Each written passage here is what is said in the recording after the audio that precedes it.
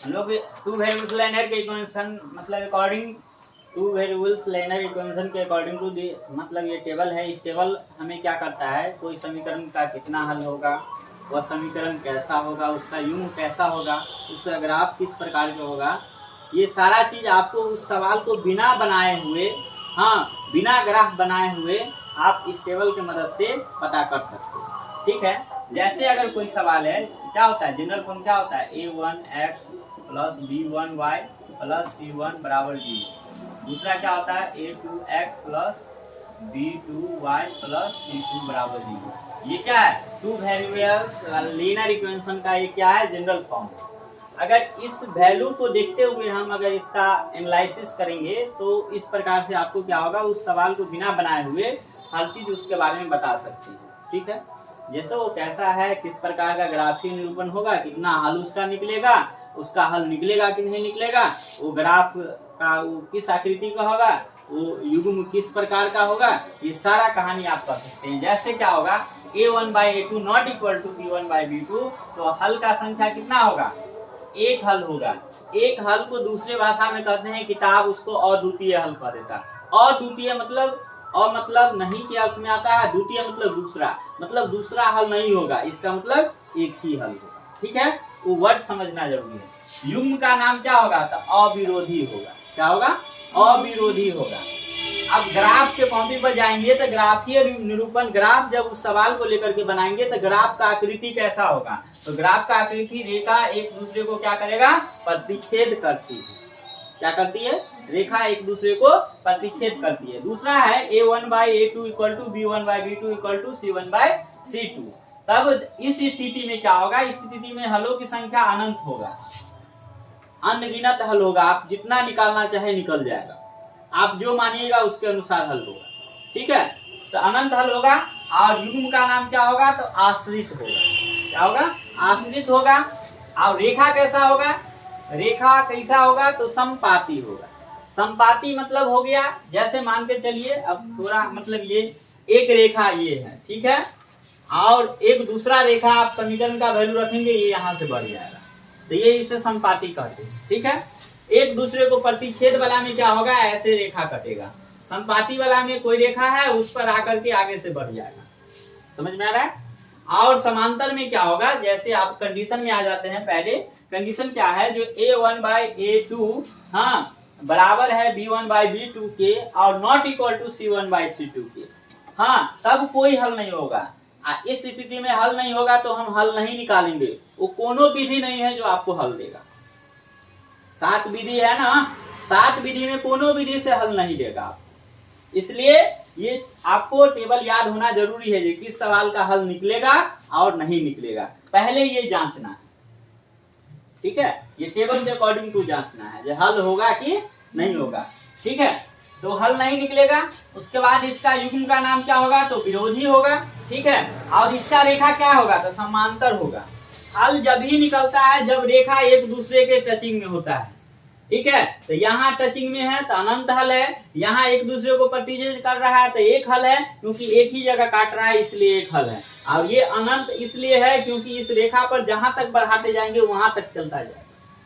समझो इस पृथ्वी पर अगर घुमा दे तो घूमता जाएगा, तो इसीलिए उसको कहा गया अनंत हल, उसका कोई लिमिटेशन नहीं है। और तीसरा केस में है कि रेखा क्या है, समांतर है, और जब रेखा समांतर है तो हल होगा ही नहीं, क्योंकि कटेगा ही नहीं तो हल नहीं होगा। ठीक है, तो ये आपका था, ये टेबल है। यहाँ आपको वैल्यू दिया हुआ है, लिसन करते, एक वैल्यू दिया है 5x माइनस 3y माइनस 11 बराबर 0, और दूसरा वैल्यू दिया हुआ है 6y माइनस 10x हाँ प्लस 22 बराबर 0। तो आप क्या कर ले, थोड़ा फॉर्मेट चेंज कर ले। फॉर्मेट चेंज कीजिएगा तो क्या होगा, वैसे नहीं भी कीजिएगा तो कोई दिक्कत नहीं है, लेकिन फॉर्मेट चेंज कीजिएगा तो माइनस 10x प्लस 6y और प्लस 22 बराबर 0। अब इसको जांच करना है, हमको बताना है विरोधी है, अविरोधी है या आश्रित।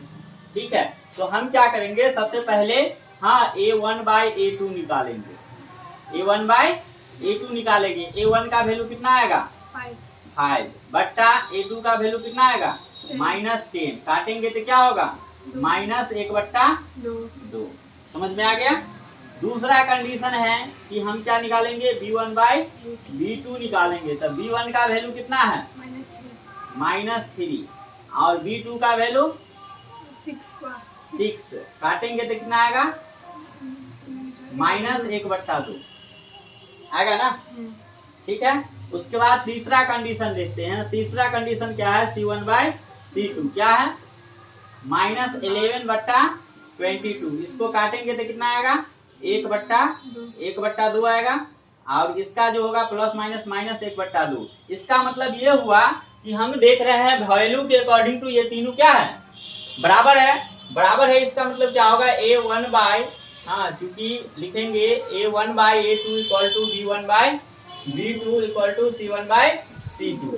ये किसका दूसरा नंबर टेबल नंबर 2 का रूल फॉलो कर रहा है। जो तीनों बराबर है तो युग्म कैसा होगा आश्रित। क्या होगा आश्रित। ओके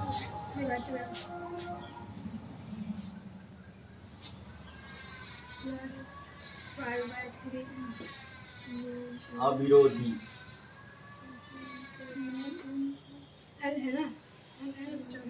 अब आप निकालिएगा तो क्या होगा इसमें 3/2/9 कीजिएगा तो ये कितना आएगा 3/2 भागा में है तो गुना में जाएगा 1 लिखिएगा तो क्या होगा 1/9 काटिएगा तो 3×9 यानी क्या होगा 3×1 1/6।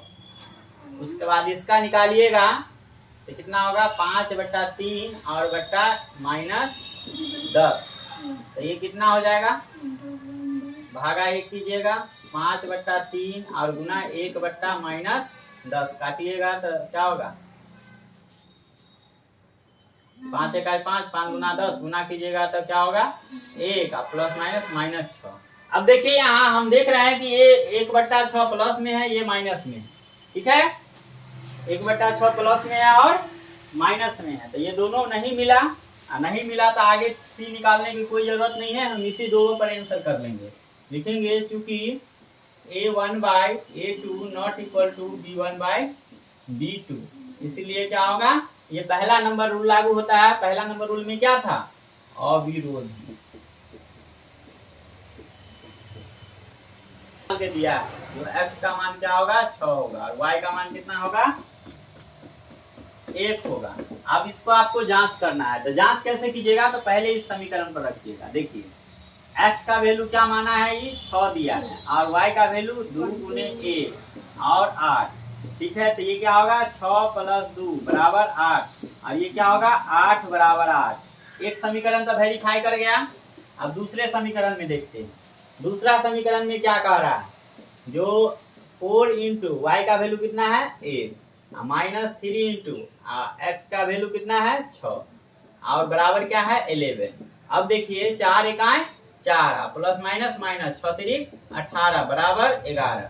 तो 4 माइनस में कितना बचेगा 14 और जो बराबर नहीं होगा किसके 11 की। तो इसलिए